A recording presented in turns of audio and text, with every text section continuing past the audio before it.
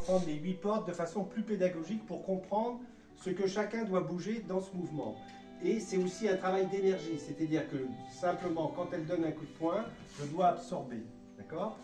Et donc en absorbant, je dévie en lu. Et là, elle avance son pied pour pouvoir, presque si je ne fais rien, elle me donne un coup d'épaule, d'accord? Donc moi je viens absorber ici, et là je repousse, je presse. Donc elle recule pour réavancer, d'accord? On recommence ça doucement. Donc ici, je recule, je passe sur le côté, elle avance, je pousse, elle recule pour absorber, elle pousse, je recule pour absorber, là je reprends ça. Et là, elle réavance, et si je ne fais rien, je reçois encore un coup d'épaule, d'accord? Donc si on recommence ici,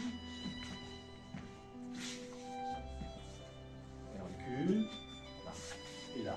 Le suivant ici, lié, vol en diagonale, et là, le coup de coude, c'est ça le plus dur.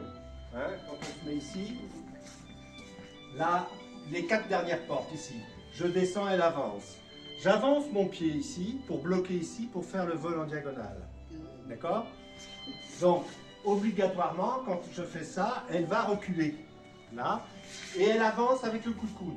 Du coup, moi, je pivote sur le côté, je bloque le bras, et je vais m'avancer pour frapper, et elle recule pour frapper l'épaule. Donc on recommence à partir de là, ici, là. Le coup de coude, je pars, j'avance le coup d'épaule, et là on recommence avec le coup de poing. Vous voyez, à chaque fois je recule. Donc si on refait doucement, je recule, je vais sur le côté. Elle avance, elle recule, je recule. Elle avance, elle recule, elle avance, je pars, j'avance, coup d'épaule, elle recule, et coup de poing. D'accord? Alors après, ce qui est important, c'est comme le travail du Tsuishu, ou les mains collantes, c'est-à-dire qu'après, on doit toujours sentir la puissance de l'autre, le mouvement, comme ça devient quelque chose qui est tout à fait naturel. Coup d'épaule. Voilà. Là, je descends, coup d'épaule. Très très souple. Et après, on a vu qu'on peut le faire après en déplacement. Et pour l'instant, c'était juste pour montrer l'importance du mouvement. On ralentit, vous voyez, contact, absorption. Je dévie sur le côté, contact, absorption pour elle, et elle repousse.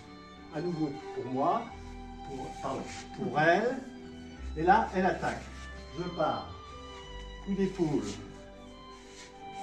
Et donc, après, normalement, on doit toujours être en contact avec le partenaire. Une précision sur le coup de coude et le coup d'épaule. Quand on avance ici, la personne donne le coup de coude. J'absorbe, je dévie, et c'est moi qui tourne sa main. Pour me positionner ici, elle recule, et là, je donne le coup d'épaule. Et à ce moment-là, c'est elle qui protège, qui balance ma main pour refrapper.